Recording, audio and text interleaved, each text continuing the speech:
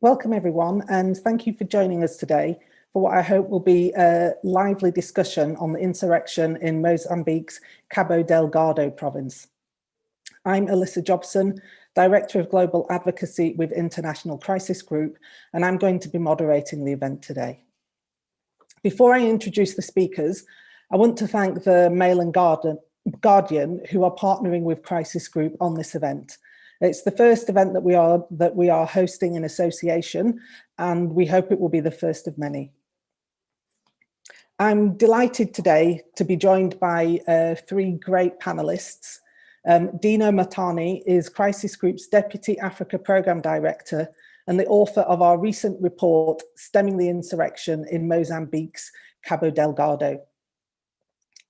Luis Nhachote is an investigative journalist and executive coordinator of the Centro de Jornalismo Investigativo, a non-profit organization focusing on investigative journalism in Mozambique. He is also a contributor to Mail and Guardian, the Wall Street Journal, Al Jazeera, and Forbes Africa. We're also joined today by Zenaida Machado, Senior Researcher at the Africa Division of Human Rights Watch.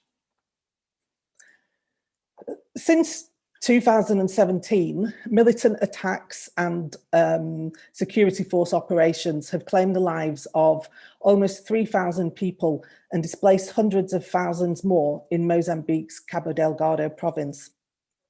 Today, our panelists are going to explore the humanitarian costs of the insurrection, its links to East African and global jihadist networks, as well as some of the economic governance issues that have sparked the crisis. We'll start with a discussion between myself and our panelists before opening up to questions for our audience.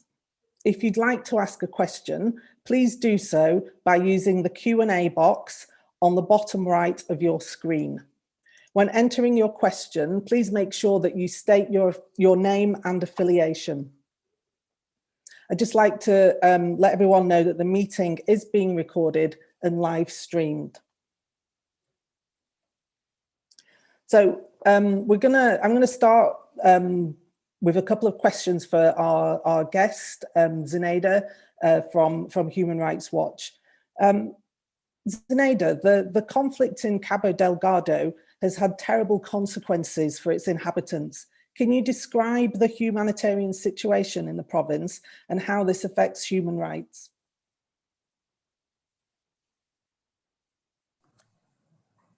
Elissa, thank you so much for that question, and thank you once again to ICG and the Mail and Guardian for inviting me to this conversation and giving Human Rights Watch an opportunity to talk about what we have been seeing and documenting in Cabo Delgado. Just for a brief note of information, we have started working actively on Mozambique since 2015, and in 2018 we turned our focus to Cabo Delgado given the military activities there. We were initially concerned about reports of restrictions on freedom of religion, because following the attack on Mocimboa da Praia in October 2017, we started receiving reports of some places of worship being shut down, religious leaders, Muslim religious leaders being arrested. And that meant to us that things were worse than the authorities wanted to make it look like. They used to call it just actions of bandits. Those were the first signs that it was more than that. We didn't know that the situation could grow and become worse before it gets any better. But I must confess that after 3 years, it has come to a point that is far worse than anything we had imagined then. We are talking about almost 800,000 people displaced, over 1 million people killed, many of them beheaded. Pemba, the capital of Cabo Delgado, is now accommodating a double of people that it used to be back in 2017. We're talking about several IDP camps across Nampula, Niassa, and Cabo Delgado provinces. We are beginning to get reports of IDPs reaching as far as southern sides of Inhambane and so on. Thousands of people are unaccounted for. several areas in at least 3 districts, I'm talking about Mocímboa da Praia, Palma, and Macomia, are completely inaccessible. And what we know about those areas is what the IDPs are telling us, what some of our security sources are also telling us. And of course, whenever it's possible, we make use of the satellite imagery to get an idea of the damage caused by those attacks from both sides, the insurgents and the government forces. And what we are hearing and seeing is not good. Going back to your question, we have documented so far several human rights abuses, including war crimes. And that includes, for example, the killing of defenseless civilians. We have documented massive destructions of property, including schools and hospitals. We have documented houses being burned down with people inside, not having an opportunity to leave their houses. Palma, which was the most recent place to witness a big attack, and the government was claimed to have regained control early in April. It's still a very dangerous area with reports of fire almost every week. Probably fire caused by the members of this group that we call, of the insurgents, in this case that we call Al-Shabaab. And throughout this crisis, we know of a number of people that have been beheaded, including children, women who have been kidnapped for slavery and sexual abuse. We have also concerns from actions of the Mozambican security forces, and those include attacks on journalists, and we presume that that is an effort to have a single narrative of events coming from the province, arbitrary arrests, summary executions, intimidation of activists, allegations of indiscriminate bombings. It's needless to say at this stage that the bad actions of the government soldiers have repercussions on the trust and respect of affected communities, on the people's resentment. We have come across several people that have said and repeated that maybe if they were from a different religion or a different tribe, things would be much better. But we also then have to remind the security force that unlike the insurgents that seem to have a clear mission that is to kill and destroy, security forces' mission is to protect. And of course, both sides have obligations according to national laws, and the protection of civilians is indeed at the top of those obligations. Thanks, Zenaida. I mean, that's a really bleak picture that you've portrayed there, and you know, laying out abuses and misdeeds by both sides. I wanted to ask you, you know, what do you see more broadly as the main human rights concerns in Mozambique for the short and the long term? It's important to divide them in short and long term, but we can't exclude some of them. And it's also very difficult to prioritize what really falls under short term and what goes to the long term. But I think there are a few things that we do have to pay attention seriously in shorter term. And that's one, the rescue and protection of civilians. During our research, we have heard of shocking testimonies of people, how people fled, for example, Macomia or Mocímboa da Praia, or even Palma, that is the most recent attack. Many had to sleep, for example, in the mangroves at the beach, waiting for boats to come rescue them. And then once the boat arrives, they had to pay for the space on that boat. And then after they've paid the space for the boat, for example, they had to fight for the space. And throughout that period, there was no presence of security forces, for example. Others had to walk for several days until they found the area of safety. And then there's a smaller group of people that, of course, took advantage of, in the case of Palma, they took advantage of the rescue and evacuation process that was set up by Total.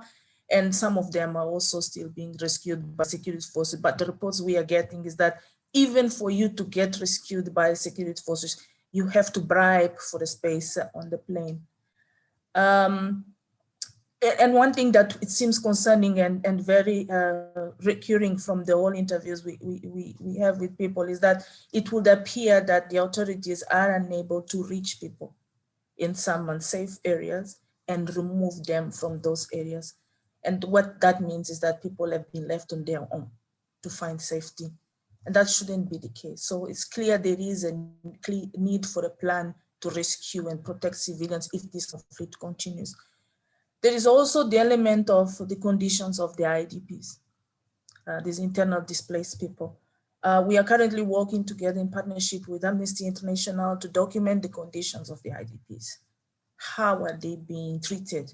What kind of rights are they enjoying or not? From basic access to basic rights like food, water, accommodation, to issues that have to do with their identification, because when they fled, they didn't have time to take their IDs and the IDs of their children. Education of children, access to care for trauma, rejoining their relatives. One thing I've noticed also during the process of interviews is that some women, they can't complete a full sentence without starting crying. Means they're still overwhelmed by the whole process of trying to reach safety. I have spoken to women who cannot sleep because they're still trying to, they still remember about the moment their children were taken away from them. Or for example, because they've been separated by their children, they're still worried about where they are, where to find them. In most cases, in fact, we have seen from the numbers that 75% of the IDPs are women and children. Which meant that these women left their husbands behind. They don't know where their husbands are. They have not had any communication with them to date. But also there is a need from assurance from the government that first there is hope. And second, that the government will do everything it can do to help them to find their children that have been kidnapped, to find their relatives that were separated from them, to find those who are missing. And that reassurance we haven't seen from the side of government. Communication here is very essential, and we haven't seen a clear plan on how to communicate to people in a way that they don't feel hopeless and abandoned. And of course, the authorities need to speed up. It's a crisis. They cannot continue to hide behind the excuses of no money, no conditions. And IDPs need to know where they can get food, where they can get water, healthcare, shelter, their missing relatives, and so on. And that is a responsibility of the state. Those two, I think, in shorter term are the priority. Then there is a long term. And then there is the one that I mentioned, missing people. A lot of people have been missing. And those include those that have been kidnapped. So it's important for the government to explain and set up a plan on how it intends to reconnect people to their loved ones and relatives, and how it intends to rescue the people that have been kidnapped. Access to education for children. In some areas, children have not been to school since the start of this conflict almost 4 years ago, because their schools have been destroyed, because it's not safe for them to go to school, because their teachers were being attacked on their way to schools. So education is not there. We know from the data provided by the Ministry of Education that about 45 schools have been destroyed in a country that was already problematic in terms of providing education like Mozambique. You can only imagine what 45 schools destroyed really means in terms of the impact on education. There is also the element of resettlement of people back in their regions. Once the authorities have regained control, it's not enough for the government to be building new resettlement villages. And they are calling it definitive resettlement villages. People didn't ask for definitive resettlement village. People want to go back to where they're coming from. So the priority is to regain control, establish safety and security, and make sure that people can go back to their lives. And then at a longer term, but also very important in the case of Mozambique, is justice and accountability for crimes and abuses that are being committed. Unfortunately, Mozambique has a sad record of impunity. And hopefully Cabo Delgado won't become a repetition of what we have seen before. where the government would choose to sign peace deals and provide blank amnesties to those that committed abuses. So hopefully this time, in the case of Cabo Delgado, these abuses are being documented, and the government will work in partnership with organizations like ours and many others that are documenting human rights abuse, make sure that people from both sides face justice, and that they will choose to pursue those responsible for those crimes and give some justice and relief to the victims of this conflict. Thanks, Zenaida. And as I say, you've really created a very strong picture of what life is like for the displaced people and some of the challenges that they face, and some of the obligations that the government is going to have to meet in coming months, but also in the coming years. Dino, I'd like to turn to you now and talk a little bit more about the insurgency itself. The Palma attack in March has shown that the Al-Shabaab militant group, as it is known locally, has evolved massively since its creation. I wondered if you could tell us a little bit about that group, and also I think it'd be really interesting to hear what the risk is that Cabo Delgado turns into a new frontier for global jihad, as that seems to be a real concern for the international community. Thanks, Dino. Yeah, I mean, thank you for that, Elissa. I mean, I think what was very surprising, at least for me as a newcomer to Mozambique, at least before we embarked on this piece of work, was to understand how far back this thing actually goes. And the media reports and what's in the public information points to 2017 as actually the starting point when the first shots were fired in the port town of Mozambique de Praia. That in October 2017, that tends to be the marking point for this insurrection. Actually, the first signs of this go back to as far as 2007, 2010, and then it grows from that point onwards. And back in those days, what you really had going on were disenfranchised or frustrated local boys from communities on the coast, also in the hinterland. Now, this is primarily in the two ethnic zones of the coastal Mwani and the interior dominated by the Makwa. We don't present this as an ethnic conflict. It's really not, and I really want to underline that here. But these are the constituencies from which many of the boys eventually who've joined Al-Shabaab come from. And they've suffered from underdevelopment. They are also frustrated with the domination of the political economy by certain elites, including business moguls from the Makonde community, which is the community also of President Nyusi. And through that period, they were feeding on East African jihadi Islamist pamphlets issued by prominent radicals, including Abu Drogo, a former cleric in Kenya who was killed extrajudicially in 2012. And so they're consuming on this sort of language, and it all sort of started to stir into something of a local youth revolt, actually. By 2017, the boys had acquired weapons, and that's no real surprise because Mozambique de Praia is connected to the long Swahili coast that goes all the way up to Somalia, and even the Gulf of Aden, as far up as Yemen.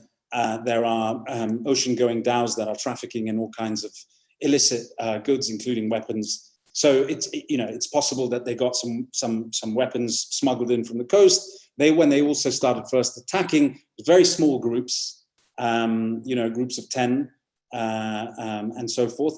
But very quickly, over a period of several months, they snowballed into something pretty monstrous. So that by the time we saw what happened in Palma in March this year, you had several attacking groups of hundreds, more than 100 in each attacking group, heavily armed with machine guns, tactically very smart, using rocket propelled grenades and things like this. So they've mushroomed into something pretty powerful, and in so doing, they've also swept. Zenaida has talked about this, swept hundreds of thousands of people off the land, but also pushed out the state from much of these locations. So you have huge ungoverned spaces in Cabo Delgado, which is going to be a massive problem to contend with going forward, because you've got a problem there. How do you bring security back? How do you bring the people back? How do you impose the state once again? And this is something that Islamic State will take advantage of. Now, very quickly, looking at the second part of your question was, will this create a new jihadist front?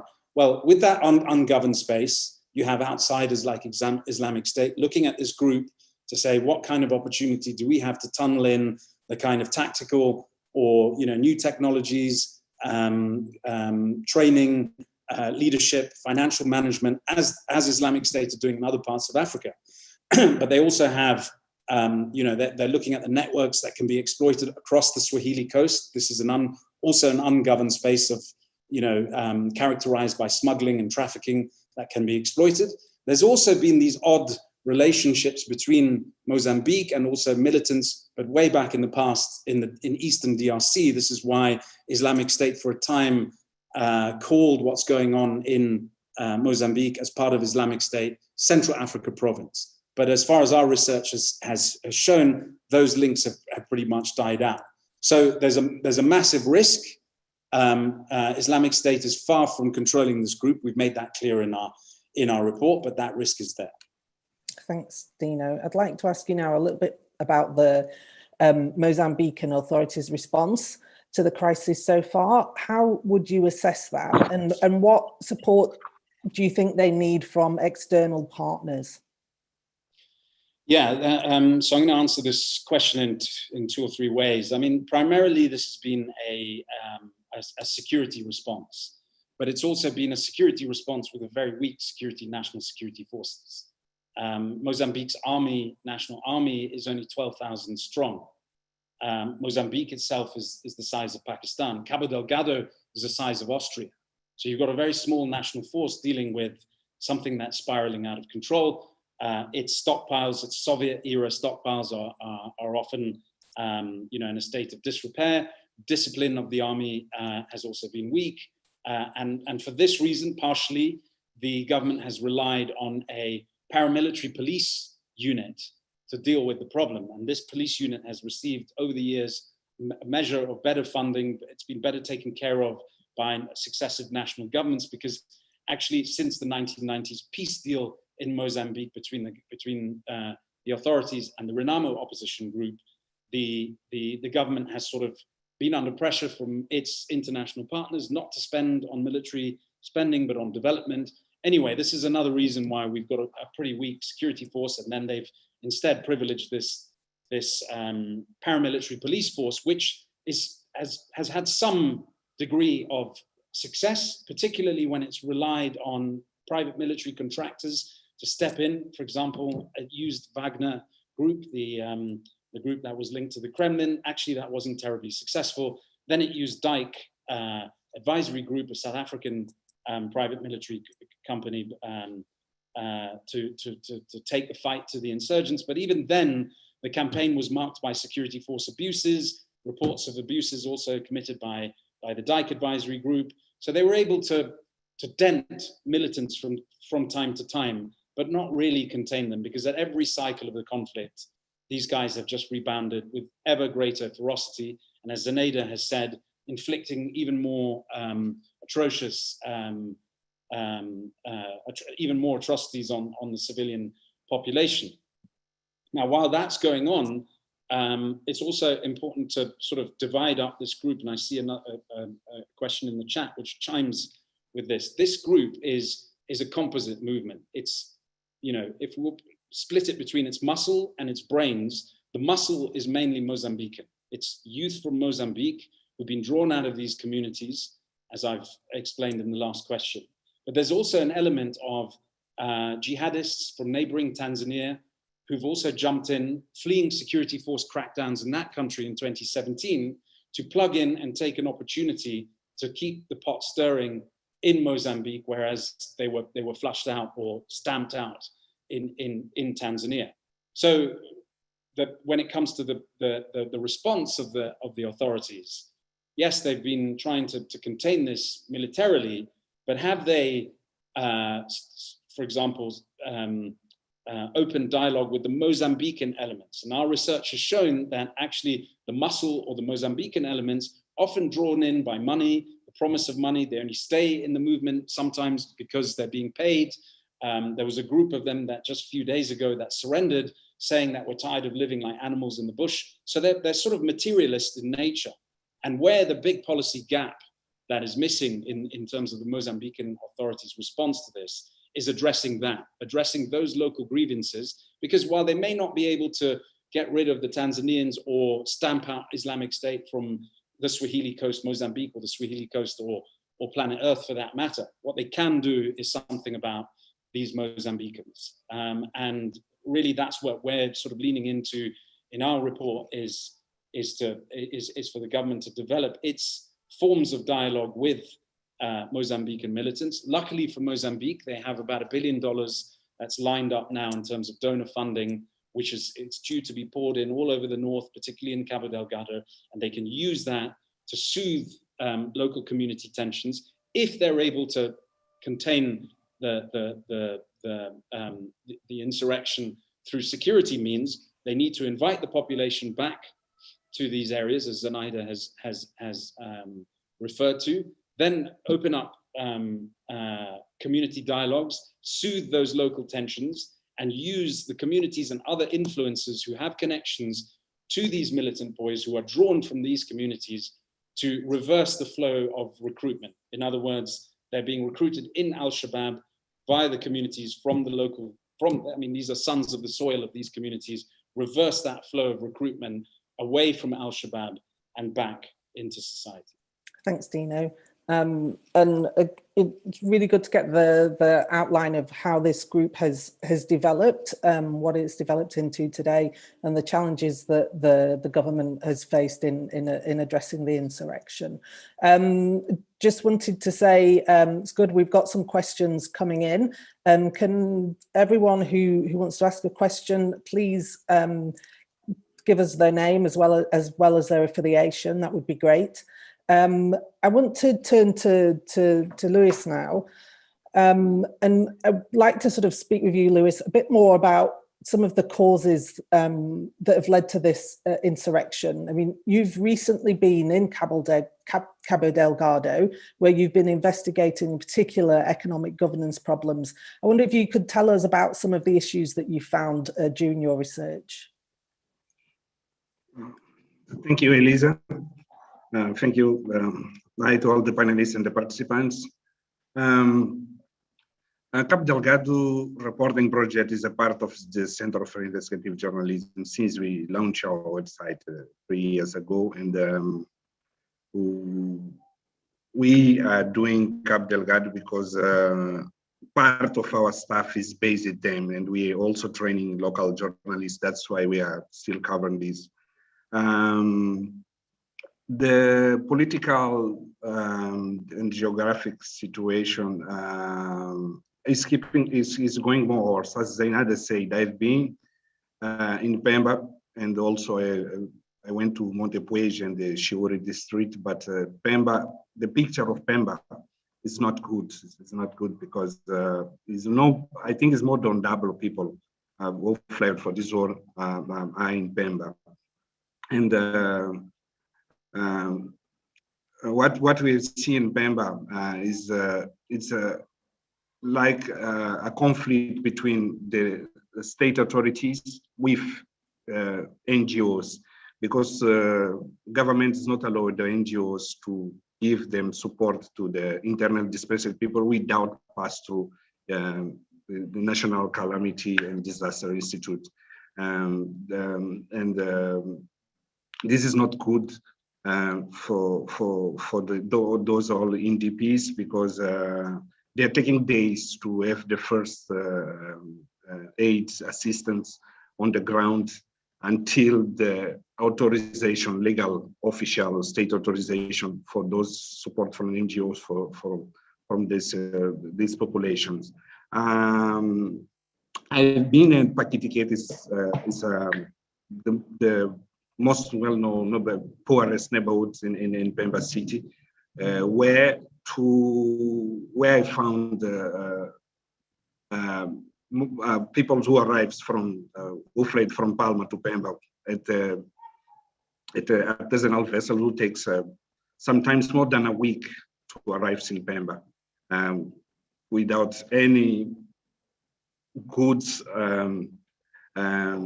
And when they arrive in Pemba, they first must be registered by the states. But what they need is completely very urgent on the ground. But those support, those aids must be authorized by government to give to those populations. So, and other things where we find that will begin now the new conflicts between the Mozambicans. It's regarding the lands. Most of the people fled to the districts under the attacks are looking for the safe place for starting new life, and they now facing the problems with local people in some districts, such Montepuez, who the natives want money to give them space to set up something to them to live, etc. So basically, we are still doing a research to try to understand more about the local Mozambicans inside this insurgency, how they affiliated, how they recruited. So this is a part of a long-term research we are doing, because last year our highlights was about the two local Mozambicans who are leading these insurgents. They are people from Mocimboa da Praia, who are they recruiting young people, or sometimes abducted and kidnapping them and take them by force to join these insurgents. So we are trying to understand how it works, how the local communities also, which are under suspicion to report about military presence to these jihadism groups. Thanks, Louis. And I just wonder if you could perhaps expand a little bit more about, how, because you said you're looking into this, but what have you found out about how these issues have contributed to the rise of the group known as Al-Shabaab?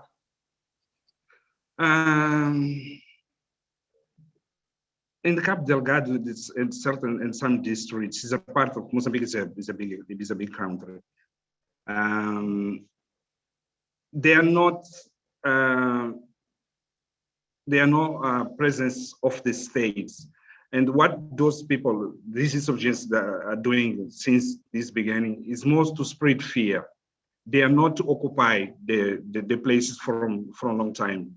After they burning houses, killing people, and force people to flee, they are also going back to the bushes. But what we are looking, what we understand is about the presence of states becomes when these gas projects was announced and started exploration, and those people who are using certain corridors in Cabo Delgado, such as of Mocimboa da Praia, we understand that the drug trafficking is another thing linked for those people to spread this fear, spread this word, because from the past, Cabo Delgado was a big corridor of drugs. Now we are seeing these movements going down now to Nampula, and Nampula, the coast of Nampula, the littoral of Nampula, and they will continue to do that to continue to have the roads, access of the roads of the drug trafficking. A few weeks ago, we had on headlines, one of the most important businessmen of Cabo Delgado was caught with drugs. Yeah. Thanks, Luis. I'm going to turn now to some of the questions that we've got from the audience. We've got a couple of questions here, I think, relating specifically to the groups the armed groups that are operating in Cabo Delgado. Lois Ndegwa asks, what are the sources of funding for the group and how much influence do regional jihadists have in the group? I mean, I think Dino has sort of touched on that last one to a certain extent. Lois also asks about how much support the local groups, how much support the groups have from local communities. Dino, could I put those questions to you? Yeah, I'll start with the question of local support. I mean, the relationship it's a complicated relationship. I've referred to it also as an abusive relationship between civilians and the militants, because on one hand, civilians are being killed, decapitated, murdered, sometimes, you know, in what seem to be pretty indiscriminate fashion. Although when you look a bit closer, in certain cases, you'll find that the militants have been killing for very specific reasons. And one example that we had from our research, from speaking directly to eyewitnesses in the camps in the south of the province, was that some civilians saw in Mocimboa da Praia in August 2020, militants checking the identification of civilians and making a judgment call in their minds as to who was connected to the state, and killing those people, but then allowing those who seem to be dispossessed of any state identification or seeming to be sort of somewhat a bit poorer or marginalized, letting them pass. And also killing in Mocimboa da Praia those who seem to have names, you know, Christian names or Makonde ethnic names. So this is what we heard from an eyewitness. So on the one hand, you know, it's an abusive relationship, but there are degrees of abuse.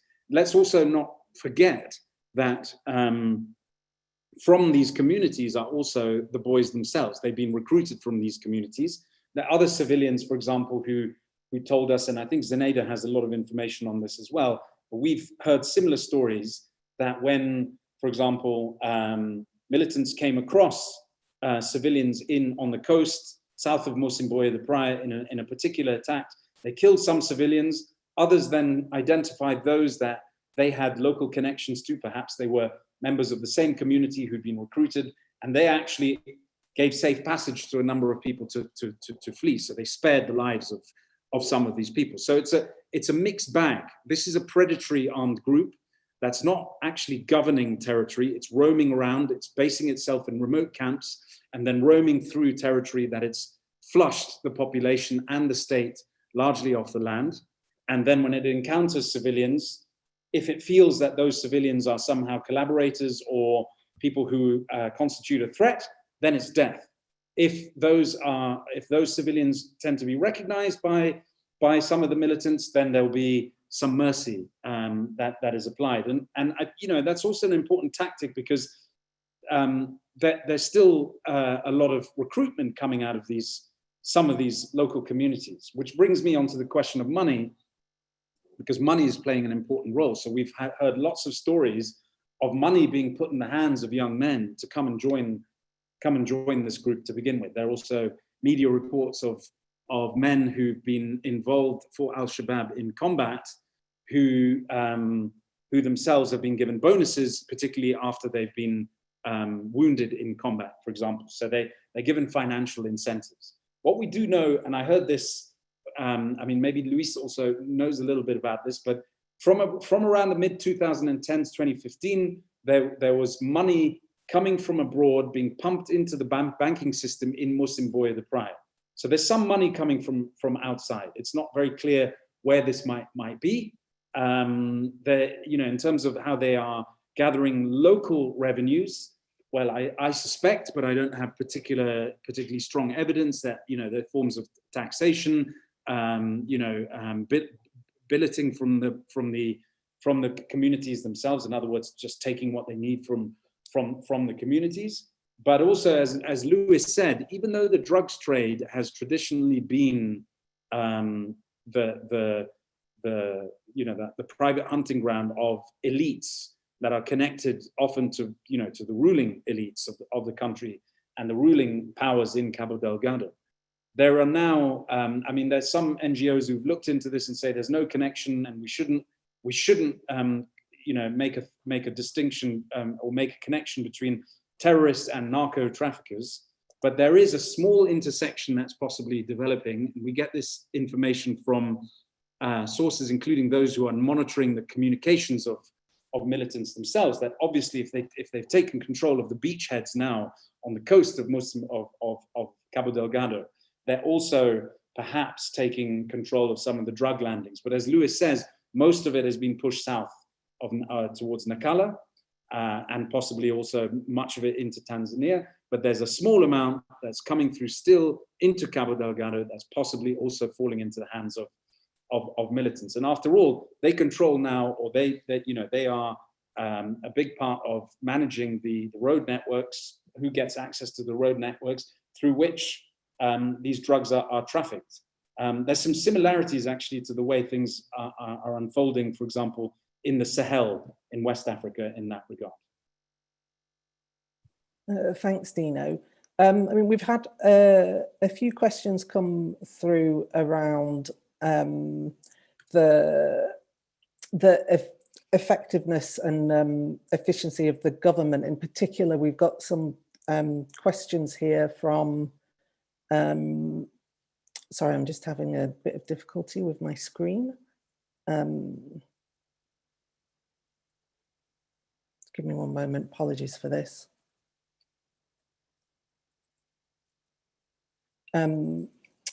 We got a question from Maureen Lempke, who wants to know about logging and mining concessions operating in the province, and if there's any indication of intersection between illicit logging and funding the insurrection. If you could answer that one, Lewis, I think that would be interesting. Thanks.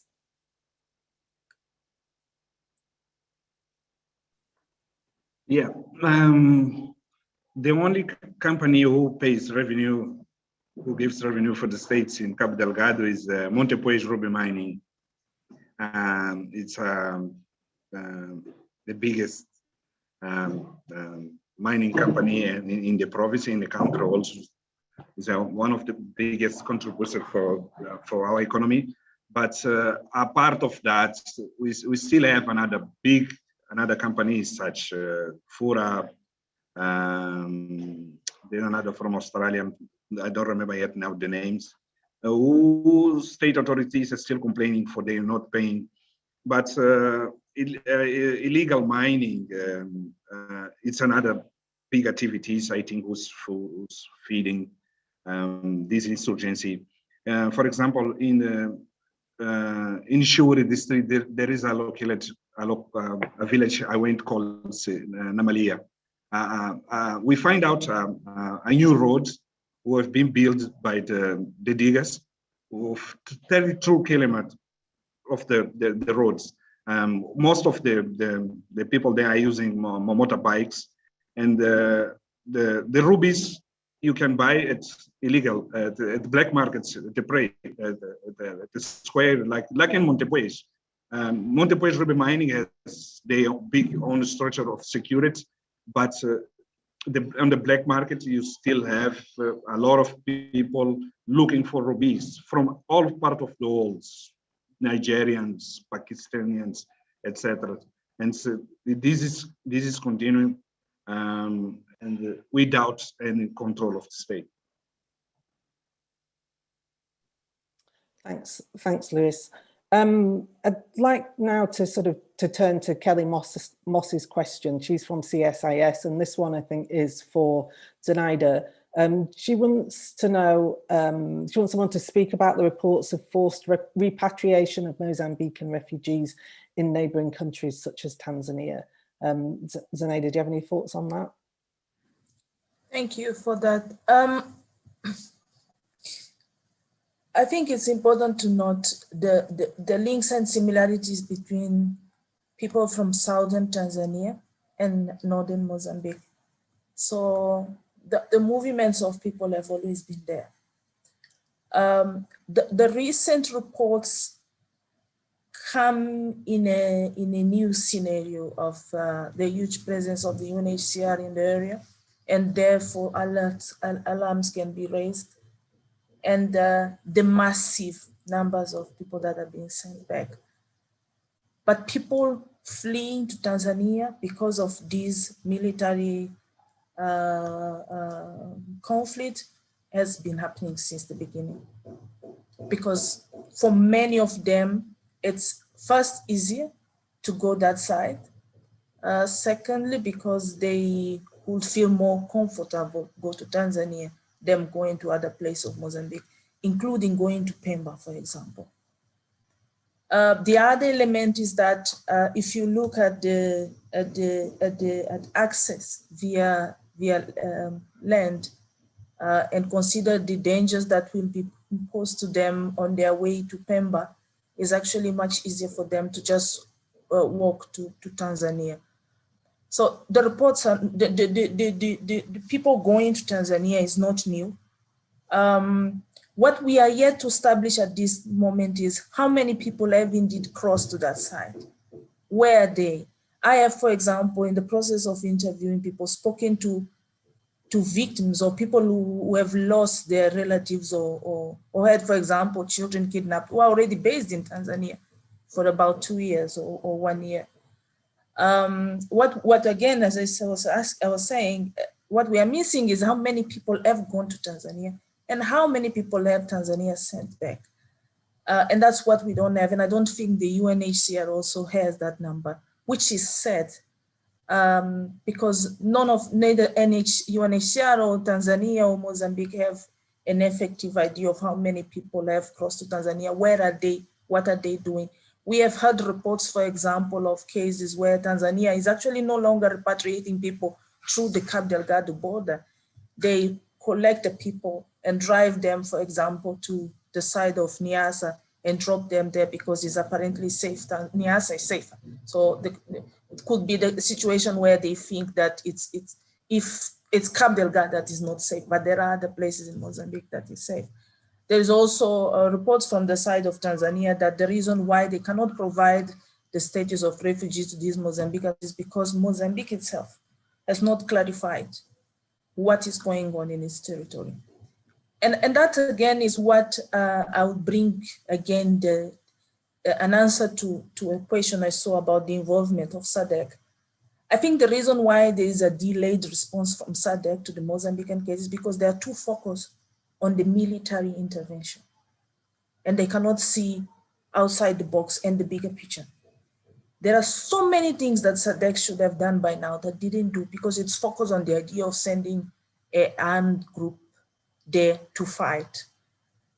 For example, the issue of refugees, it was known from the beginning, if there's something going on wrong in Mozambique, it will spill over to the regions. It might not be in the same status, but it will be, for example, in the current setting, people fleeing and having to go to where is safe. They can go to Tanzania, they can go to Malawi, tomorrow they will go to Zimbabwe. We have seen the similar things, for example, with the Gorongosa conflict where people would flee to Zimbabwe. So it seems that SADC has also missed that point. We have had, for example, callings from the UN for Tanzania to receive the refugees. And again, I want to reiterate those calls. Tanzania has obligations and it has to receive those Mozambicans who are fleeing conflict. But we haven't heard that call, for example, from SADC, which is the closest regional body and probably the one whose voice will be heard quickly. We assume that. We also, for example, haven't heard much from SADC on issues of humanitarian help to people that are fleeing those areas of violence. We haven't seen from SADC a robust plan on how it intends to assist Mozambique in dealing with such an avalanche of IDPs. and in preparing Mozambique and local authorities to receive this group of people and ensure that their basic rights, the ones I mentioned earlier, are respected. We haven't seen, for example, from SADC, a clear plan on how to ensure that this group can no longer recruit, because it's also important to understand why is it that a group that was considered a small group of bandits at the beginning of this conflict is now seen as a group that has pledged alliance to IS and is able to recruit among the Mozambican youth. What is going on in those areas that young people can easily be convinced to go grab a gun, grab a machete, and go kill their own neighbors and relatives? So those are issues that SADC should start looking at. Mozambique as an example, and avoid that similar situations are repeated in other countries in the region, because the Mozambican problems are not very different from what we see across the region. Thanks, Zenaida, on that. I mean, I'd like to ask Dino a sort of follow-up question on the SADC. We've had quite a few questions coming through, including one from Matthias Hindar, who's an analyst at PricewaterhouseCoopers, and Cobus Marius, a South African member of Parliament. Why do you think that well, one, what do you think that SADC can do? Where should it be intervening? And also, why has President Nyusi been so reluctant to accept foreign interventions so far? Okay, I'm going to answer that in reverse order, Elissa. So there are two main pillars of understanding, and the truth somewhere in between, or the truth is actually represented by both pillars to some extent. Now, the critics of the government point out that Cabo Delgado is a repository of all kinds of illicit trafficking, including drugs trafficking that we've talked about, and that's all connected mainly to historically to ruling elites. So by having an external military deployment being dumped into that environment, you are going to change the nature of what is essentially a smuggling economy, or already in some ways is a war economy in some ways already. So that their senior people connected to the ruling elites or within the ruling party, very nervous of upsetting that balance. On the other hand, the government say that's not, they dismiss that. They say, actually, what we're worried about is having, and there was a plan a few weeks ago to have no less than 3,000 troops dumped or gathered and placed into Cabo Delgado, pulled together from SADC member states to operate in this environment. And the Mozambicans are saying, well, that's, where has this ever really worked? And to point, to some degree, they have a point. Because if you look at what's happened with SADC member states who've cobbled together what is the Force Intervention Brigade and have deployed into Eastern Democratic Republic of Congo under UN blue helmets, they failed there for several years. And I've worked in that environment. I've even advised the FIB on how to conduct their operations there. They failed to get their arms around the Allied Democratic Forces, which is another armed group, one faction of which is purportedly also tied to Islamic State. And that has been going on for several years. And it's very difficult for those troops to come in and to really understand the conflict environment in which they're working, because that armed group there is tied into all kinds of elite politics. And so, what may appear to be an armed group or a non-state armed group has government interests within that. Similarly, in Mozambique, and this is not something that we've been able to prove, but these are sort of pretty astonishing anecdotes when you think about it. We've talked to people, for example, who have relinquished or fled Mocimboa da Praia, for example, down south to the provincial capital Pemba, and they've left behind their economic assets, so their properties, but also these are business elites we're talking about. Some of their mining concessions, some of their forestry concessions, they've had to just walk away from. Now, all of a sudden, in Pemba, they start getting approached by government brokers bringing in other buyers who are offering to purchase those properties off them. In other words, this conflict has become a catalyst for some kind of transactions that are taking place at an elite business level. And there are, for example, you know, if you just look at the set of interests, Mozambique de Praia port was stormed by the militants in 2020 August, and the state was vacated, the population fled. That is the port from which there would be big developments taking place to support the gas industry in Palma. Who does that benefit? Well, that benefits certain elites in other port cities, including Pemba. So there's competition there, and there's suspicion that there may even be, I mean, this is a Mozambican affair, there may even be links between people who are not part of an Islamic insurgency per se, but who are business people who have an incentive to see this conflict continuing in a certain direction. So that also explains why the government may be hesitant, but it also leads us to the conclusion that if anything, there has to be a political solution here, because if you just put in troops that aren't familiar with the territory, that aren't necessarily responsible to a Mozambican chain of command, things could get very, very, very messy.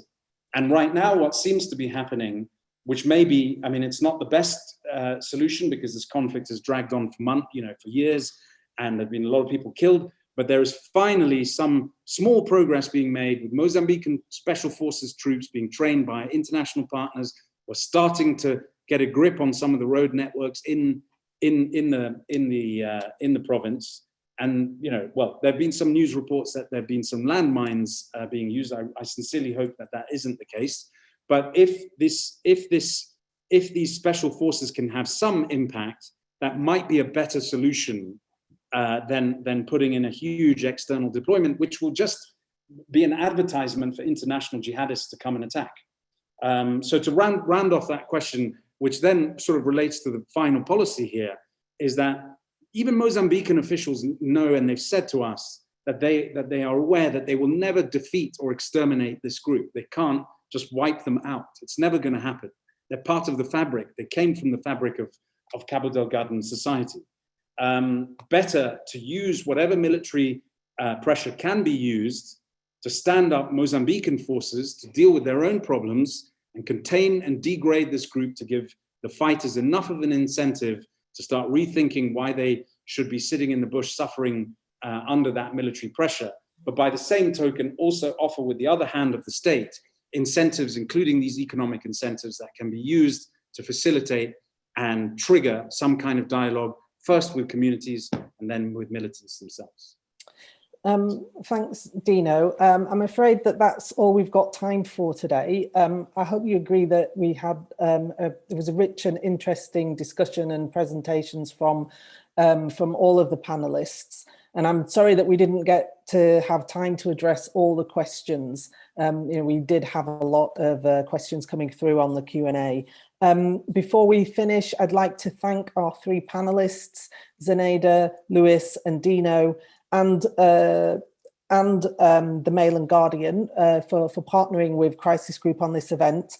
And I'd like to thank you all for joining us, and I hope you'll be able to join us again next time. Thank you very much.